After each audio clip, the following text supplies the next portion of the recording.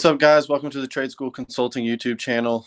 Before we get started, as always, please subscribe below to the channel so that you can get updates on new videos.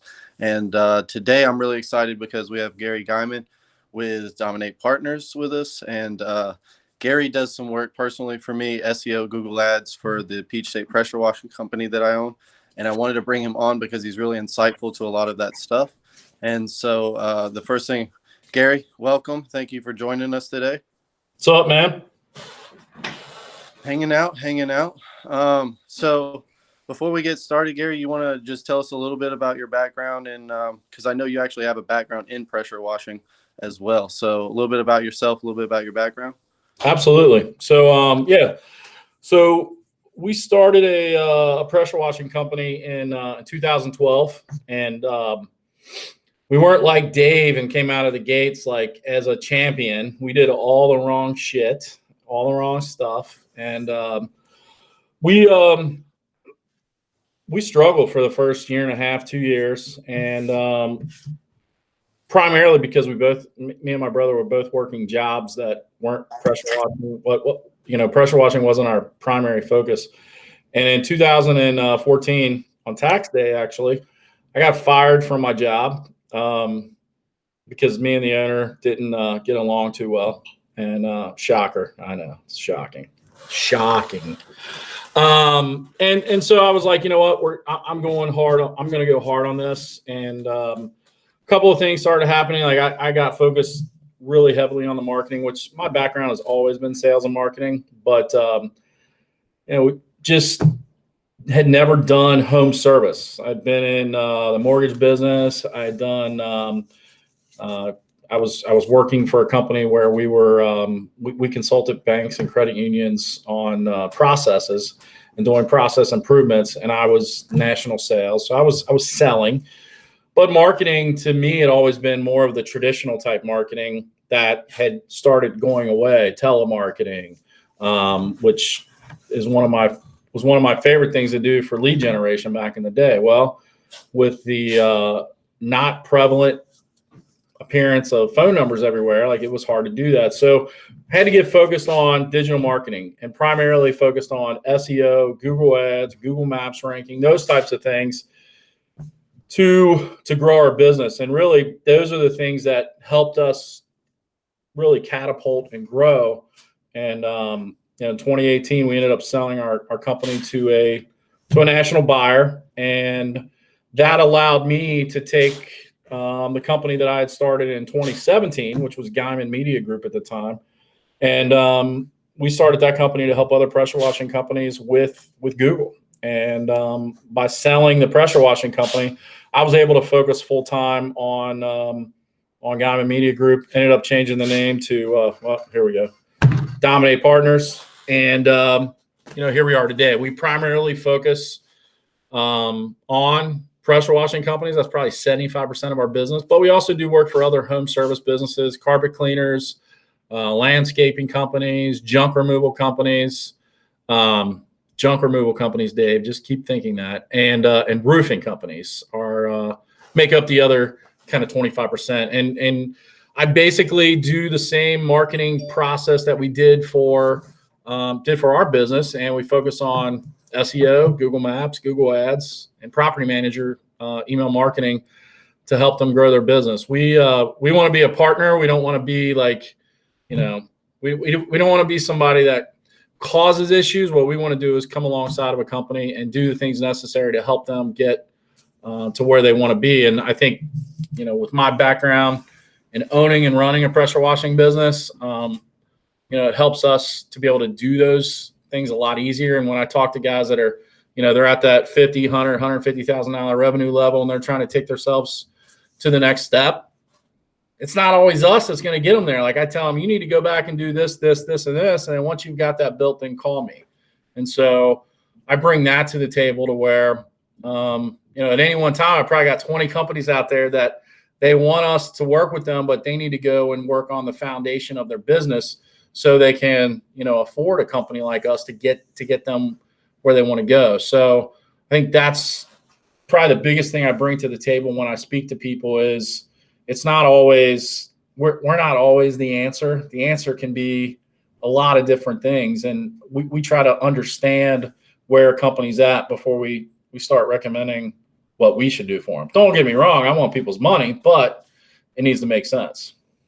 Right. No, that makes sense. So when starting out a company, I mean, where do you think, how important is having a website and having, a Google My Business and things like that to people that are just starting out? I mean, is that really their first steps, or would you suggest people going a different route? So Google My Business, absolutely, you should start with a Google My Business listing. Like when if you're building a Facebook page first, go back and build your Google My Business listing. Because while Facebook is great for awareness, Google My Business, if you do it right and set it up right, you can be found in search, and you don't have to do anything else around it. Where Facebook, if you want to get leads, you got to be posting content and doing all kinds of crazy stuff or running ads. Where Google My Business, if you get the setup piece right, like you could show up in search and get some leads. So I think, while you're creating social media, Google My Business has to be a part of that. Is a website important? Absolutely. I think what guys get lost in, Dave, is how pretty something looks. And it should be like the functionality of it. So, obviously you're not going to go out if you're starting a business and you're bootstrapping it or you have limited funds, you're not going to go out and, spend thousands of dollars on a website. But you can get a website inexpensively and it do what you need it to do. But I believe, instead of buying that 8-gallon a minute machine, like you should have your marketing in place. And well, heck, somebody that did exterior cleaning with a spray bottle. So I mean, it's not about the equipment. It's about the customers. You don't have a business unless you have customers. So yes, you should have a website. You should have a Google My Business listing, and you should create the social media channels. Except for the website, all that stuff's free. And there's no reason why you shouldn't invest the time to build those and the money to build a website. So absolutely. Yeah. So, I mean, a lot of guys starting off with a budget don't realize that there's a difference between having a website and having a Google My Business. They think that, having one or the other means that you have both. And that's not necessarily true in a lot of cases, is what you're saying. I mean, you Absolutely. can. Absolutely. Yeah. So Google My Business is a platform on Google, business.google.com. And it's a free, it's basically Google. It's Google's attempt at not really social media, but it is. Google had a product called Google Plus that was social media, and they kind of put that together with Google My Business. But it's a free thing that has nothing really to do with your website. But at the same time, your website, if you have one, should interact with it and helps you to rank in Google Maps, which is Google My Business. But they definitely are different. But just like any platform, Google, YouTube, Facebook, Instagram, whatever it is, you need to invest the time and the energy to learn what you should and shouldn't do. And I think, guys, I was talking to a guy, one of our customers earlier today, and he said he was doing window cleaning. And I didn't know he did window cleaning. And I said, so where did you learn that? He goes, YouTube University, which, Dave, you have this channel for that purpose, to help people learn how to build a business. There's also channels that learn how to pressure wash and do all that other stuff. And so we get caught up in the technical side when really we should also get caught up in the marketing side and the actual promotion side. And so going to YouTube and figuring out, like, how should I set my Instagram page up? How should I set my LinkedIn page up? Like, there's tools and people out there that talk and show you how to do that. And just as much as you worry about how to safely soft wash a house, you should worry about how to appropriately set up your different platforms. Yeah, and so another thing that I like about you is that you can give advice on what you've done firsthand to help grow a business, and it doesn't, like what you had said earlier, it doesn't necessarily mean that you're talking about Google Ads or SEO. It could be something like yard signs or something like that, where you have experience in doing stuff like that. If somebody's looking to start off in more of a grassroots approach, if you will, or has a lower budget where maybe Google Ads isn't necessarily where they're at yet, what are some good, I just said yard signs, but what are some good ways that you find that marketing also helps? Yeah, so definitely yard signs. That would be one of the first things I would do. But let's say you don't even have that budget. Let's say you got fired from a job. I know a guy that happened to. But I see, mine was different. When I got fired, I had this severance package for like 8 months, so I was paid to grow my business. But let's say you get fired or laid off from a job, and in today's times with the way things are going, like, it's a possibility, right? Companies could close, and then you're like, how am I going to make money? How am I going to feed my family? How am I going to pay my bills? Like, I only have enough money for the next 2 weeks, right? And regardless of if it's pressure washing or any kind of business, we have the ability to promote ourselves for free. It's called social media. And so what I would do immediately is I would get on my Facebook page and go live and start telling everybody that I'm connected with what I do. Then after I do that, I would go find all the groups where people exist that are potential buyers. So like in the home service field, we have community and neighborhood groups. And so what I would do is I would start engaging into those groups immediately. I wouldn't try to start selling, but I would engage. So when you go into a group, there's a search bar. And in that search bar, you can put whatever it is you want. But if you're in a community or neighborhood group, put in the service that you provide. You provide 10 services, check each service. What will happen is every post will pop up under that keyword that you search. So if it's pressure washing, carpet cleaning, whatever it may be, all of those services will pop up. Go in there and engage on each one of those posts. I don't care if it's 2 years old. Like it, make a comment. And when you comment, put your info. Like, that's when you can sell. What that does is everybody that's on that post that is engaged, now they begin to get into your algorithm. When you post into that group, they are going to see your stuff because Facebook saw that as engagement.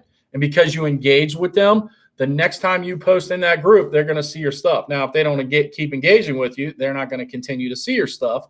But that's what you're trying to do on a consistent basis. So you interact, you engage, and then you start asking questions like, hey, my name is Gary Geiman, and I just started this business, Gary's Cleaning Company, and I'm looking for a tax accountant or a CPA. Who do you guys recommend? Well, you're going to get all kinds of freaking recommendations. It doesn't matter if you're looking for that or not. You can do the same thing with insurance. The list goes on and on. But what you're doing is you're creating conversations, and people begin to see what it is you do. I have a small coaching group that one of the first tasks I have people do is that. Like, these are guys that are doing $500,000, $1 million in revenue, and I tell them, you're missing out on gold if you're not doing this, because every community needs services that us home service business owners provide. And if we don't have a process or a plan to be doing this over and over and over, like at least monthly, doesn't matter. Like, sure, a guy who just started out and he's got nothing else to do, he absolutely should be doing that. But so should the guy that does 50 grand a month, because there's money that you're giving away. I always get people that ask me this question: can you run Facebook ads for me? Like, can you run Facebook ads for me? Like, I hate running Facebook ads because there is an algorithm that you have to hijack, and it takes a lot of money in testing to figure out how to hijack it. And guys that are running businesses doing $300,000-$400,000 a year don't want to spend $1,500 a month in Facebook ads to figure out that code. So the way to get leads off of Facebook is to do this: engage, interact, be consistent. The other thing is to go live on a consistent basis. We were able to get, I was able to get into the habit of going live in 2017. I would go live on my personal page and business page 2 to 3 times a day.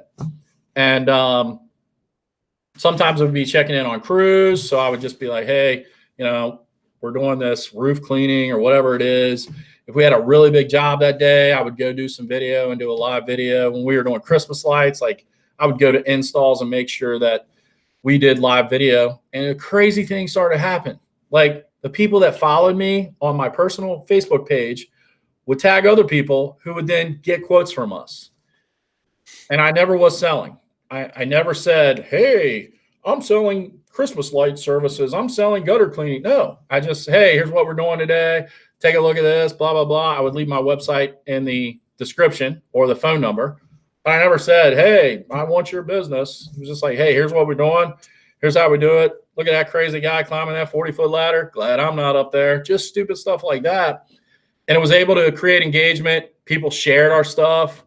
We did $100,000 that year in Facebook and probably spent less than $2,000 in ads.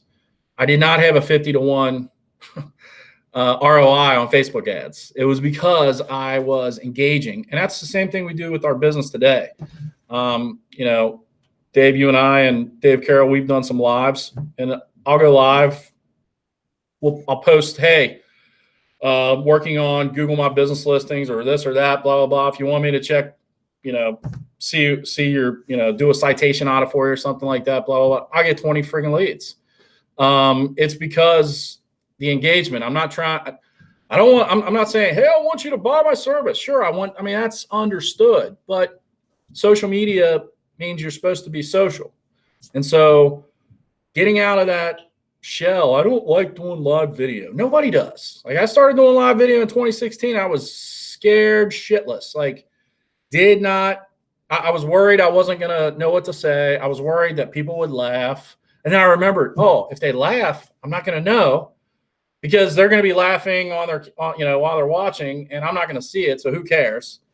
And it sucked. Like it was hard to do, but as you get in the habit to do it and continually do it, it's easy. It becomes easy. And then you can see how it benefits your bottom line. So if you're new in the business and you're trying to figure out how to grow it, like start going live on Facebook, get into the community groups and hammer those. And then the other thing is Nextdoor app, like hammer the crap out of the Nextdoor app, just like I talked about with Facebook. And you should get jobs pretty quickly. And if you're not, then you're not doing it enough. Keep doing it more. And don't ever say, well, Gary said this would work and it's not working. Well, that means you're not working it right. Yeah, man. I can personally vouch for a lot of those. Getting into neighborhood groups and stuff, you go in there and type in recommendations for pressure washing or recommendations for window washing or whatever vertical that you're in. If you put in recommendations for that, there are people in those neighborhood groups that trust the recommendations of their neighbors. And all you got to do is get in there and introduce yourself, and no one's going to kick you out of the group for that. Don't go in there spamming people. Don't go in there dropping ads like you're saying, but just engaging with people and interacting. If you see someone, in these groups, we try to randomly go in there. And if we see a question, that we can answer that doesn't have anything to do with us, like we'll put an answer on there. Because I live at work and play in these areas as well. So I know stuff about them. And so Right. be engaging like that. It helps a whole lot. And the other thing I would do in those groups is this, like along what you were saying, like you live, work, and play in those areas. So promote other businesses. So let's say you go to a restaurant and you really had a great time at the restaurant. Tag that business in your post. Say, hey, I went to this restaurant, tag that business's Facebook page. This server was great. This dish was great, whatever, like promote them. And then all of a sudden you start getting fans from the restaurant and the restaurant's followers. And I actually made a connection with a company doing that in our local market without even, I wasn't even trying. This was about a year and a half ago. It wasn't the focus at all. But because if you go to my social media pages, you can figure out what I do pretty quickly. Because I did that, he messages me, hey, I want to talk to you about some brand reputation stuff. Is that something you do? Yes. And so tagging those businesses, promoting other businesses, like Dave's right. Don't make it just about promotion or trying to just worry about what it is your business does. Interact and engage. And like he said, answer questions and make comments about shit you're not even has nothing to do with what you do. So let's play another scenario out. Let's say that I actually have the budget though. I am one of those guys that's like where I'm at right now, right? So we're in that $500,000 area and we're trying to the next level, that 800 to $1 million level. If I'm trying to get there, what are I guess what are some of the things, and I know this is hard to answer because I mean every area probably is a little bit different, but what are things that we should look at as far as like what kind of budget should I be looking to run, or what kind of stuff should I be looking to do in period to get there at 800,000 to $1 million? So I'm going to be the anti-dominate guy on this one too, because obviously Google and digital marketing are ways to grow your business, but the way to expand your business is through your customer database and through your prospects. And so if you're a $500,000 business, like you should have, a couple thousand customers and a couple thousand prospects. We did $1 million in 2017, and in 2018 through August, Christmas light season was upon us, but we hadn't really started with Christmas lights yet. And we were in the 680, I think, when we closed, about 680. So we would have probably did about 115 or 12. I had 7,000 customers that had bought from us at some point, and then I had 5,000 prospects, people that we had given quotes to, who had never hired us, and we communicated with those groups of people on a monthly basis, sometimes more than a monthly basis. And we would generate revenue out of them. And one thing I learned from this company that bought us, and the company that bought us is the same company that bought, if you can think of the names in the pressure washing industry, like they bought those companies, right? And so when they bought us, we were their 10th location.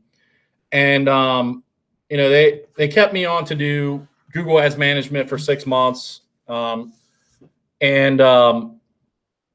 thought, wow, man, they're going to give me because we were running about $4,000 a month during the busy seasons, and like $5,000 a month for Christmas lights and Google Ad budget.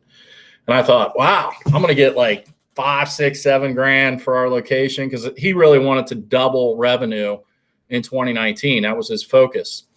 And so I'm thinking, man, he's gonna do it with revenue. Nope. What they do is they have a call center in their headquarters in San Diego, and they have a dialer, and they make 10,000 dials a day for all the locations, scheduling jobs. They hammer the customer database, and so I learned that from them. Well, I also did a small consulting gig for a company here that is also a large home service business in the plumbing world. And you know what? Wow. Do you know what they did, Dave? Do you know how they generated a lot of their business? Like, they hammered their customer database.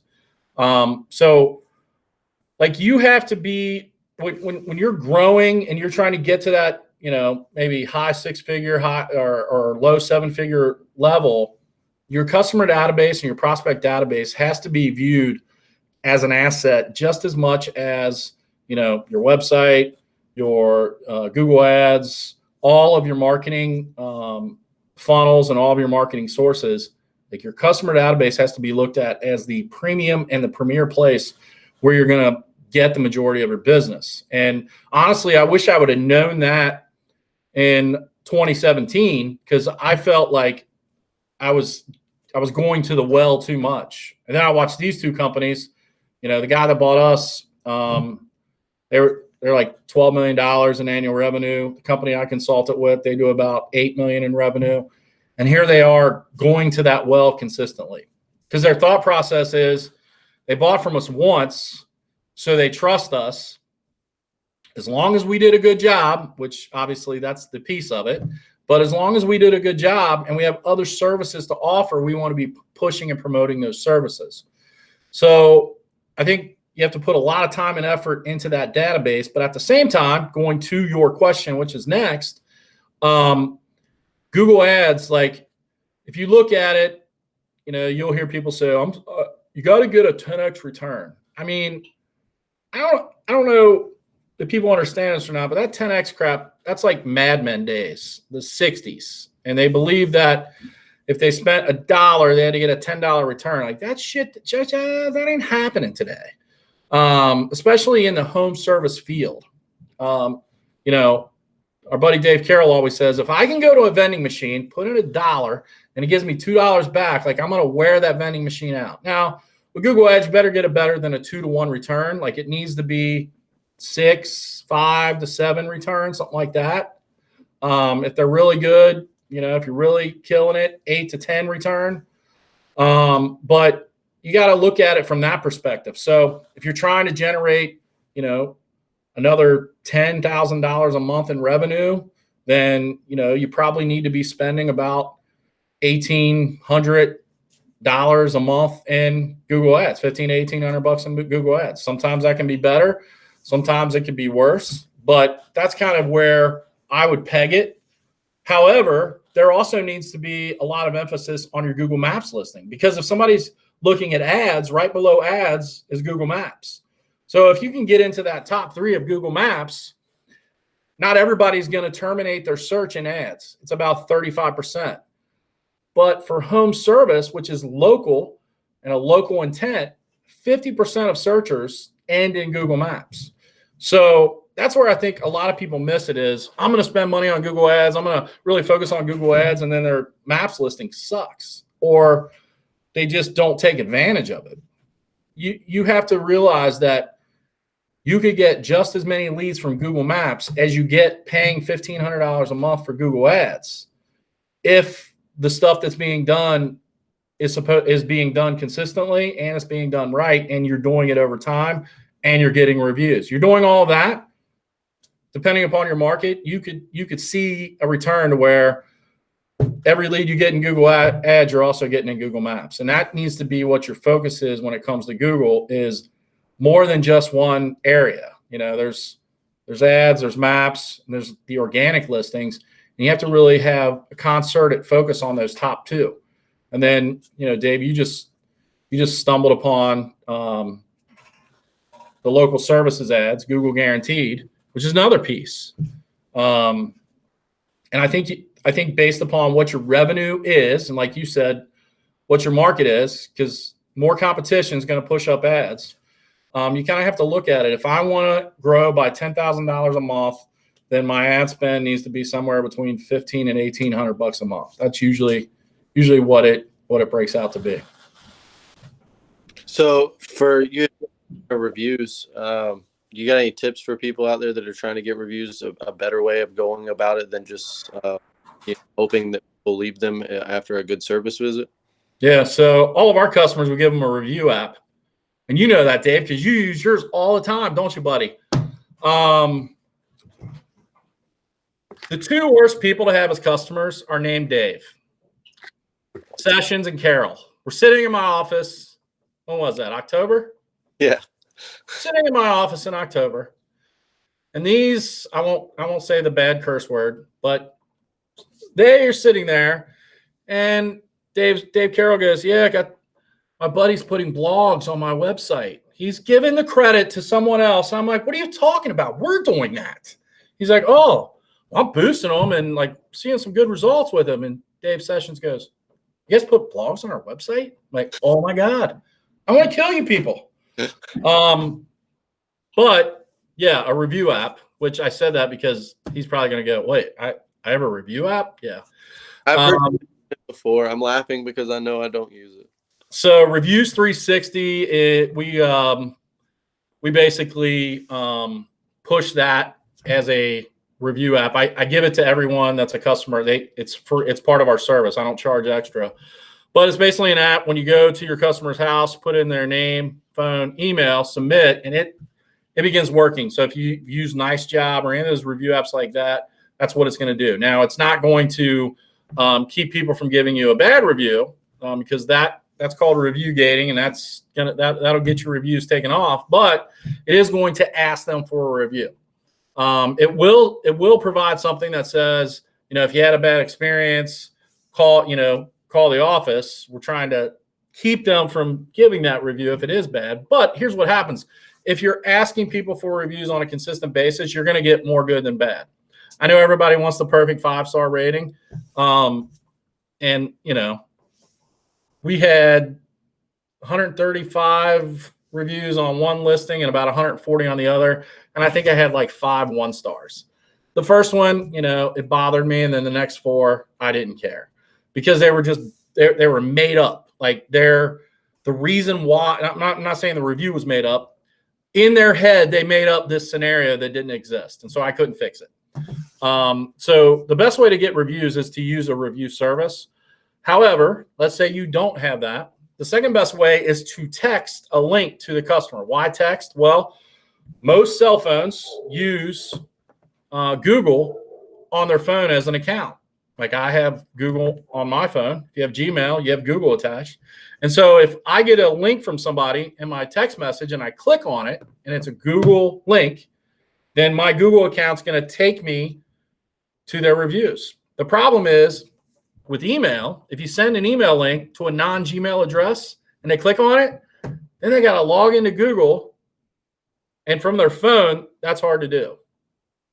That's why send the link. And the majority of people that get that link are going to give you a Google review. Or if they give you a review, it's going to be a Google review. So texting would be the one way.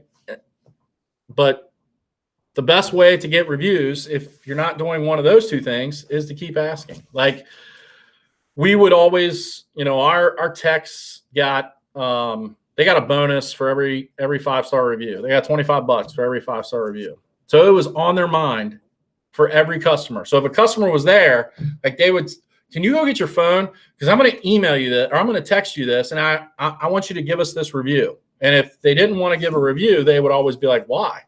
Like this helps me get paid. And they would basically beg them.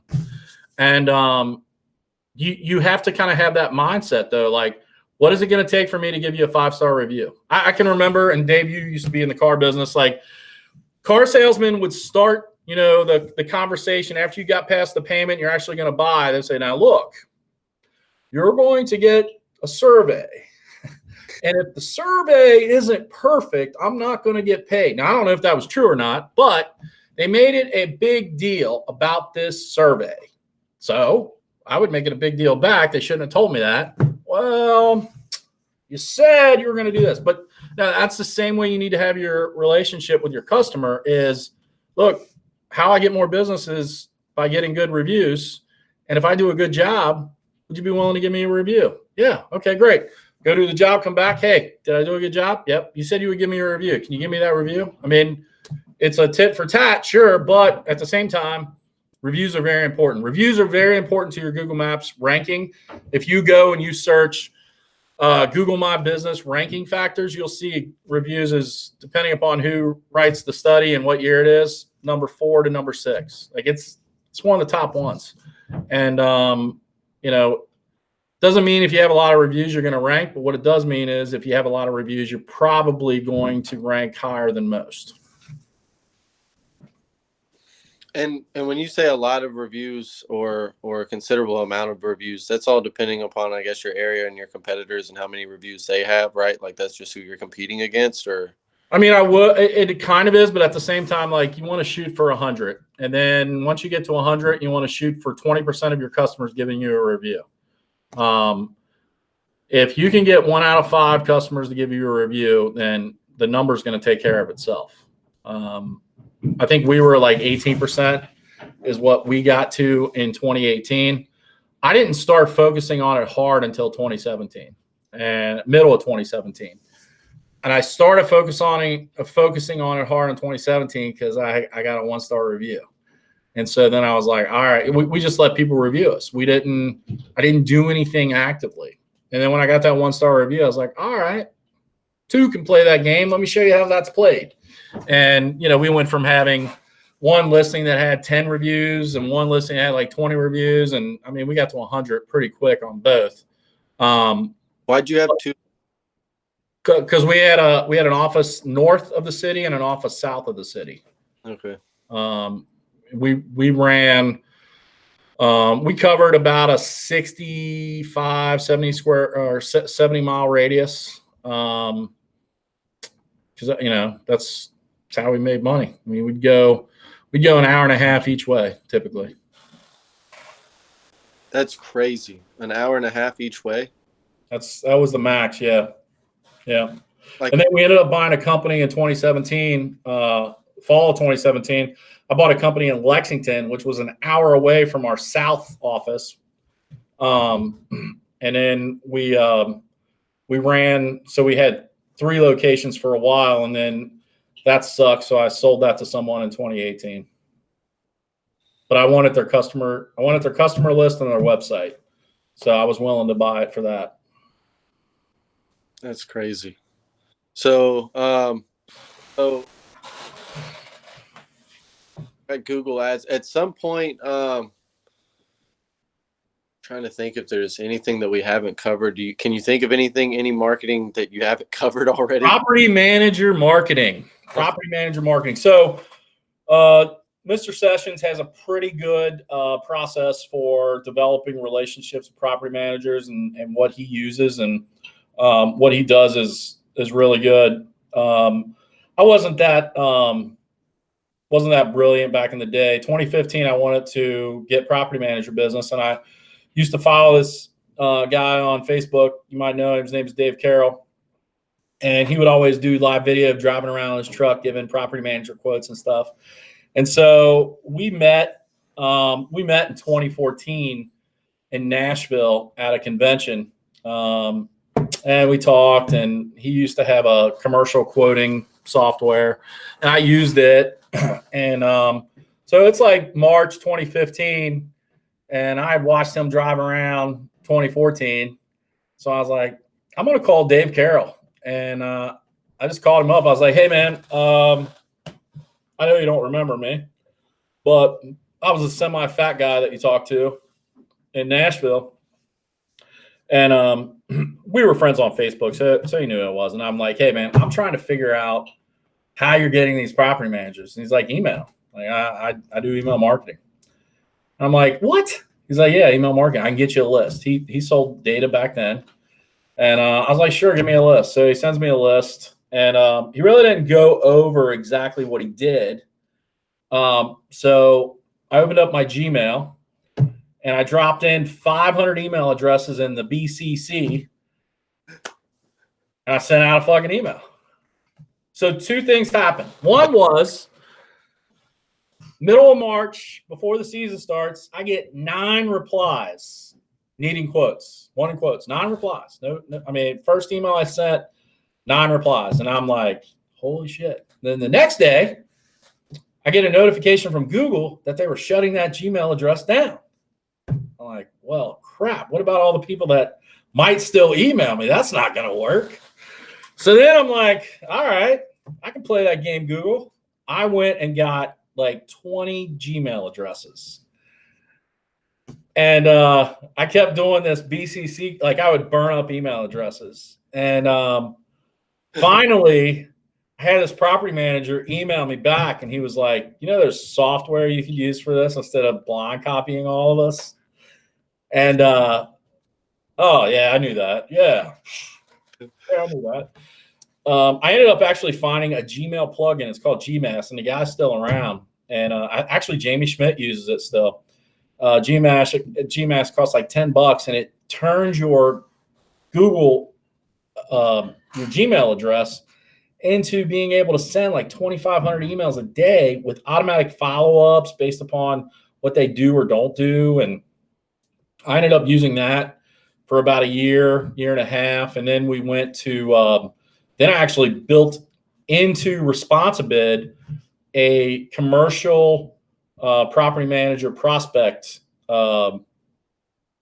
So you can you can customize Responsibid based upon what it is you're trying to do. So like, I did this custom setup with commercial property managers for 12 months, and you put a property manager in, hit go, and that property manager would get emails for 12 months. So that's what we were using at the end. Now we use Active Campaign. I don't blow up Gmail addresses when I'm emailing on behalf of our clients, but email was really, really good for us. And then I don't buy lists from Dave. I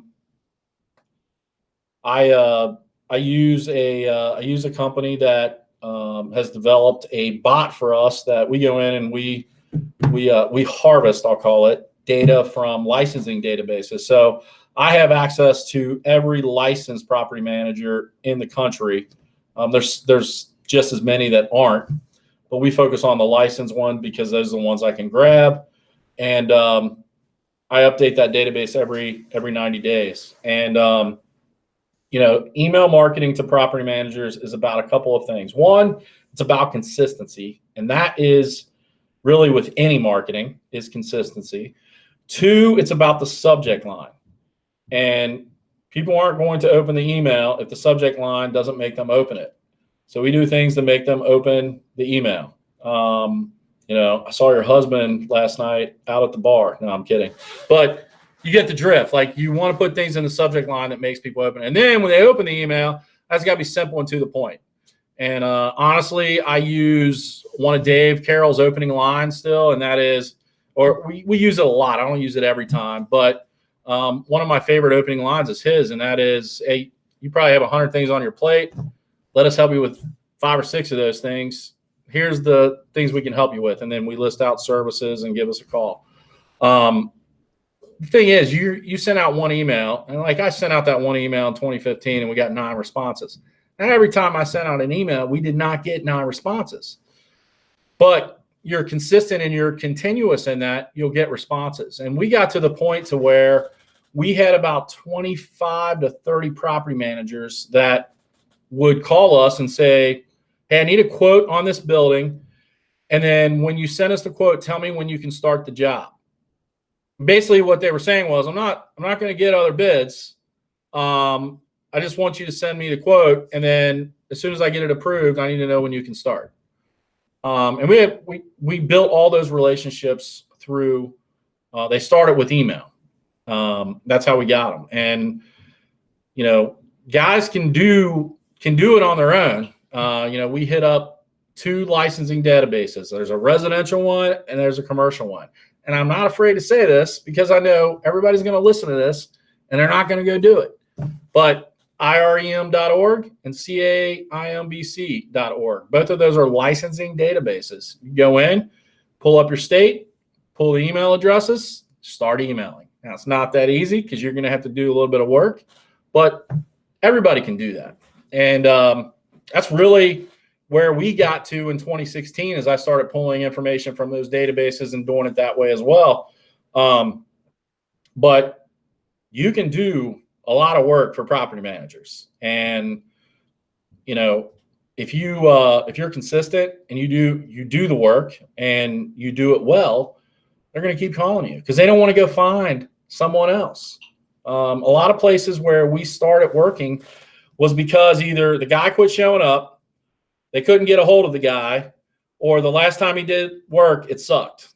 One of those 3 things, we stepped in and we took over that relationship. So focus on property managers if you have the ability and capacity to do that work. So just because you do the service for me, you're emailing these property managers for me because I use Dominate. Is that right? Yeah. You sent me a list to add to mine. Yeah.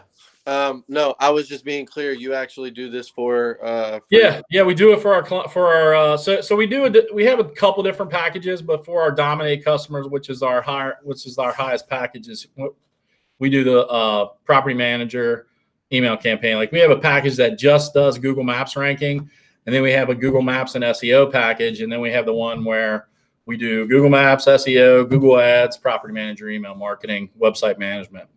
So yeah, the property manager is in that, and we'll send 2 emails a month with follow-ups. And what a follow-up is, if somebody doesn't open the email, they get an email in 24 hours. If they open an email and don't click on a link, which is your website, or click reply, they'll get an email in 24 hours. So it helps to improve the open rates and the click-through rates.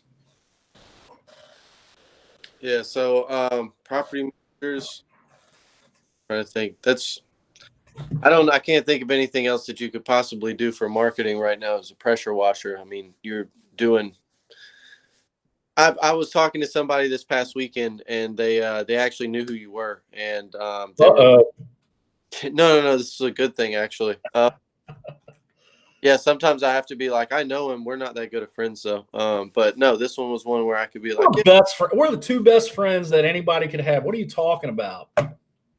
No, the guy, he was asking me what all you do for me as far as my SEO and Google Ads, and so I was going through the email campaigns, the ringless voicemail campaigns, which we didn't really go over, but and the Google Ads and everything. And so then he was asking me about your pricing, and I told him what your pricing was, and he was like, how does he afford to keep the lights on? Like, I'm like, this dude is a monster. Like, I have no idea how you do what you do for what you do, but I'm so glad that I found you. I can say that. So. Yeah. So real quick, I mean, I do a lot of things good. Some things I don't do as good. But I've been able to systemize what it is we do. And I'm still improving that. Like, my goal is when we sign someone up, I want to be able to not have to do anything with that client except have a kickoff call and go in and optimize the Google ad campaign. And all of the other stuff is done by Sebastian, Garrett, and then we use two web guys that will pick up. Like last week, we had freaking 8 website projects, and Sebastian and I write the copy for all of our websites. Sebastian did like 3 of them, and we gave the rest to those 2 guys to put everything together. But right now, the way I'm trying to work on the first 30 days is me focused on client communication along with optimizing the website and Google ad campaign to where all the other stuff is pretty much the same for everybody. Like the stuff you have to do up front, it doesn't matter who it is. Dave Sessions, Dave Carroll, like doesn't matter what part, of the process you're in or how big your company is, all the foundational stuff is pretty much the same. And so I'm trying right now to where I don't even have to touch the foundational stuff. And it gets done right. A lot of it I don't, but I still have to direct. And so we're putting we use Basecamp to communicate project management, and I'm implementing Slack so that, like Dave, when you email us, you email a general email address that everybody sees. But the way it's going to work is when you email us now, it's going to go into Peach State's Slack channel. So I don't have to go back to the email channel and say, Dave emailed me, got a notification in Basecamp that Dave emailed. I got to go look at that. Well, now it'll be boom, Slack channel, Dave emails all the way down for Peach State. And that'll help us with our client management, which I think that's the thing I'm always trying to improve is being able to take care of all the tasks. Cause that's the issue. Like he was saying, how's he able to keep the lights on? Like if I had to go in myself and tell somebody to do every single thing, like I would never have time to do anything, period. And so with technology, like we use Salesforce for, our front end stuff. We use, like I said, Basecamp for project management. And there's a couple other tools that we use in terms of managing Google Maps listings, managing websites. And that technology helps me do it. My profitability is probably a little bit lower, but I mean, you've seen how I run stuff. Like I don't have a big ass staff. I have enough people for what it is we do, but I rely a lot on technology because I believe that the technology helps us expand our capacity, and it really does. We have about 62 clients, and I think, we probably could handle 80, and then I got to hire someone else. But, most everything that we do is done either on a technology scale that sends us an alert, like for instance, website management. I get an email if there's a performance issue. So I don't have to constantly be going in and testing your website. Like it tests it consistently, and then it tells me, hey, website's running slow, website's down. Like we get those emails. And so that helps us not to have to do that piece of it. And we have the same thing for some SEO processes and Google Maps processes. So it's a matter of setting up the company in a way that technology runs it. And that's the way you should run your business, period. Doesn't matter if you're doing digital marketing or pressure washing or whatever it may be. Like the more technology you can put in place and the more automation you can put in place, and the better off you're going to be. Because if you got to trust humans sometimes to follow through, or yourself, like that's when the problem starts. And I knew early on with this company that I wanted technology to be the foundation, and that's the answer to the question. So for people that are just listening to this and are like, I want to talk more with this guy because he obviously knows what he's talking about, where do they go to find you, first and foremost? And then two, I actually have another question. I saw this on Facebook the other day. Are you doing another, and I don't know what to call it, like explain it a little bit if you don't mind, but the mastermind group, or what it is that you're doing with guys outside of just the Dominate partners? So I started. I've had a lot of people ask me about coaching, and I never really was like, hey, I want to do coaching. And I had a conversation with someone who I consider to be an influencer in my life that I trust, and we had this conversation October, November, and he was like, there's people that want to have your guidance and leadership more than you can give. Because that's the one thing, like, Dave, I make myself available to clients. I do. But at the same time, like, I can't just sit on the phone I got clients that they'll talk to me for 2 hours about nothing, and then we haven't accomplished anything. And they don't get that 2 hours is taking away time for me to do shit for them to help them get leads. And, I have to tell people a lot, like, I can't do that. And, some people get a little butthurt and we lose them. But at the same time, I make myself available. I mean, I respond to emails quickly. If Dave sends me a message and says, hey, can I hop on the phone with you? I don't reply back to the email. I call him. He's like, well, I was in the middle of shaving my pubes, so can I call you? But no. But I do make myself available. But he was like, there's people that, you've had some experiences that they want to know about. And not that I know everything, because I don't, but I have had a lot of experiences. And I'm fucking 48 years old. Better have a lot of experiences. Not experiences, plural, right? And so he was like, do you feel confident that you could help someone grow in a way that, people are looking with their business or whatever it may be? And I was like, yeah, but see, my thing is, it all starts with here. Like, your business can be successful if you have this shit right. And if you don't, then it's going to be hard to grow it. So, like, mindset is a big thing for me.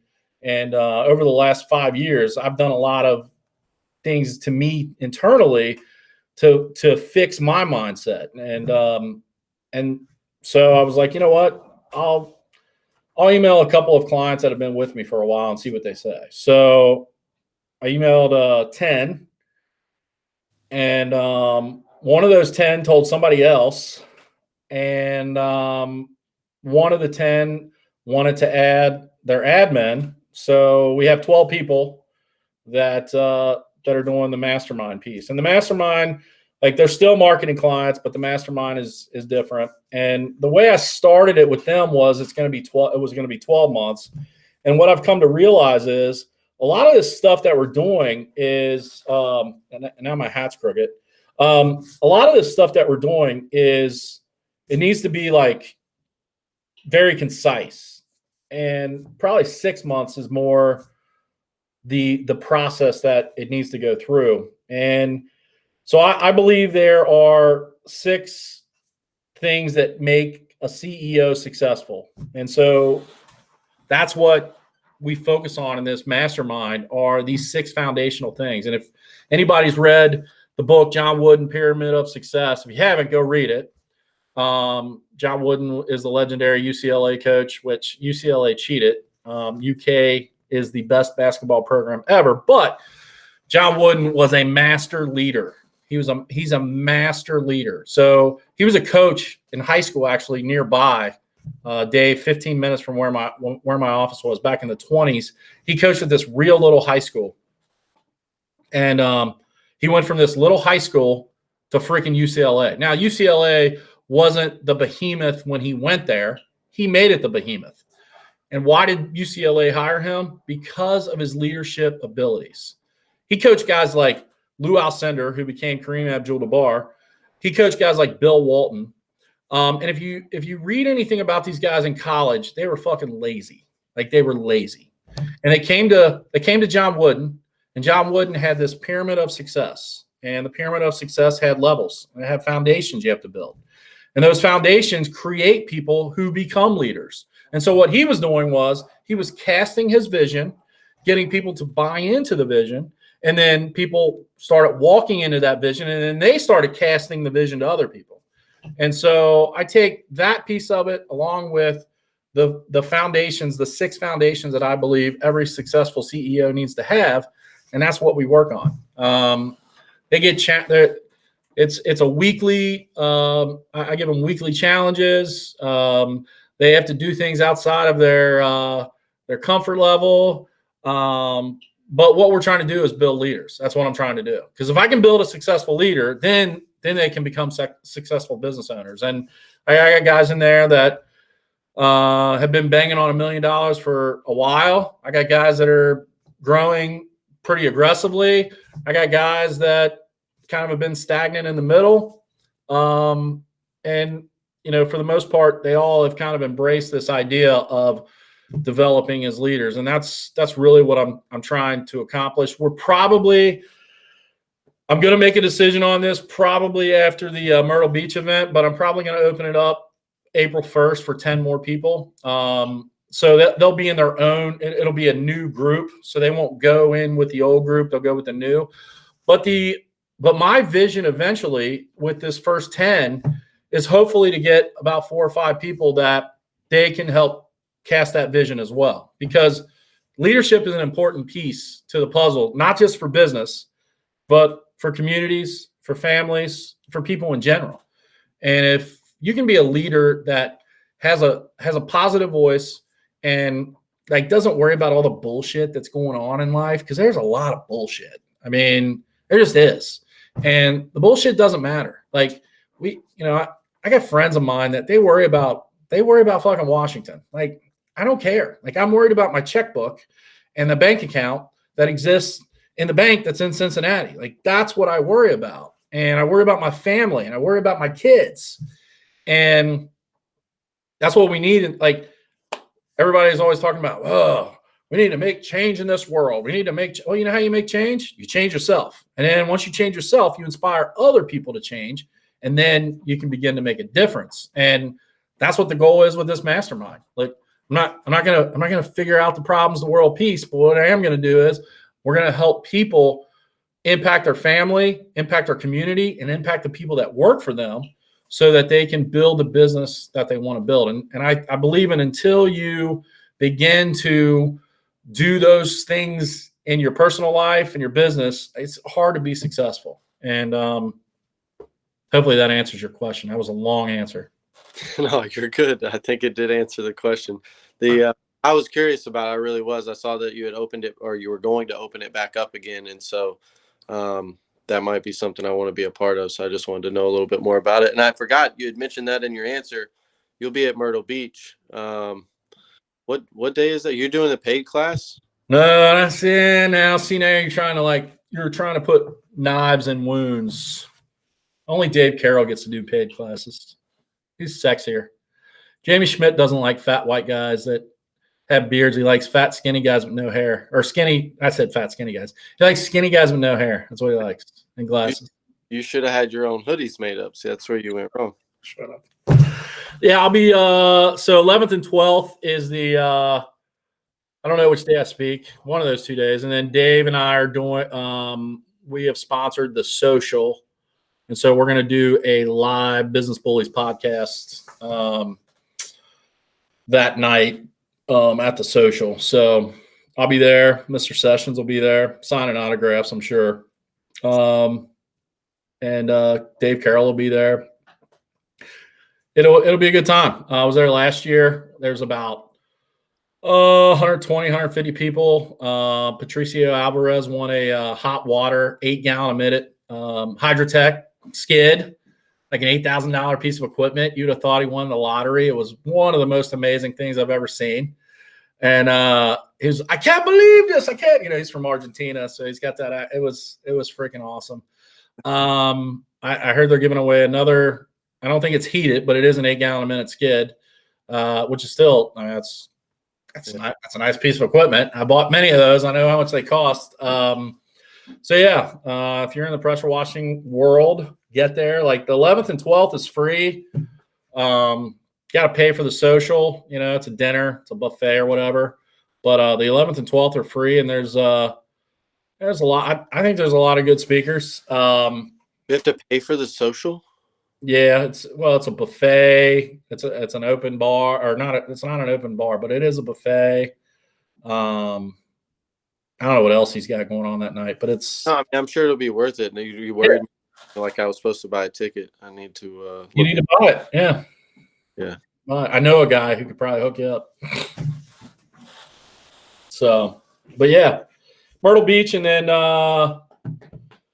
next event is March 9th or March 10th. I'll be in Jersey. Jamie Schmidt is opening a. I forget. He's like he's gonna sell equipment or something, but I'll be up there. Lonnie Shook will be there, and Mr. Carroll. So hopefully this year is a little bit different than last year, and we do a little bit more traveling. The only place I spoke last year besides my office, we had 2 events, was in Atlanta at Mr. Sessions. So hopefully he has something soon too. So Yeah, ours will be in August, so not anytime soon. But we have plenty of traveling to do. You don't need another one to go to. We have 2 events I'm going to the one in Jersey as well. So I mean, cool. And then there'll be another Jersey one in September. Jamie does a big event in Jersey, so like that'll rival the size of Myrtle Beach. Oh, that's what I was going to say. I think he's got like 350 or 380 people signed up for the Myrtle Beach event. So. Usually those free events, it's like 60, 70%. So 250. That's a pretty big event. So good networking. Russ Johnson will be selling shit. He'll probably be giving some discounts on things. Carlos Gonzalez will be there, and EBC. It'll be a fun time. EBC. Whenever I get the opportunity. Shameless plug. Yeah, and so the last thing, where can people go if they want to get connected with DMN8 Partners, or just talk to you some more about some of the stuff we've discussed tonight? Yeah, I mean, I'm all over social media. My personal profile, I have 2 business pages, either Gary Geiman or DMN8 Partners, or you can go to our website, which is salvonow, SALVONOW.com. Salvo is a military term back in the turn of the century, the last turn of the century. It's a French and German word that means fire all your guns at once. So that's why I kind of picked that for our website name, Salvo Now. You can go there, message me on Facebook, like whatever. Or you can call us, 859-757-2252. All of those ways. That works. You can slide in my DMs. You can do whatever. Well, look, man, I appreciate the time and just going over stuff. We got way more in depth than I thought we would about some things outside of just the services that you offer. So I appreciate your insight on that and your experience with some of the stuff that has to do with pressure washing. And yeah, appreciate the time. Appreciate it. Okay. For people appreciate you, buddy. If you haven't already, I'm going to say it one more time. Subscribe by hitting the button below. Hit the like button as well on this video. and we'll see you for the next one. Appreciate everyone. Would you subscribe to the man's channel? We need to get him up to 10,000. Subscribe already. Subscribe. Like, it's probably there, or it's there. It's here. I can't. I'm trying to do it in my camera. Yeah, like this there, and I might have a video here or there. Click something. Thanks, guys. Talk to y'all later.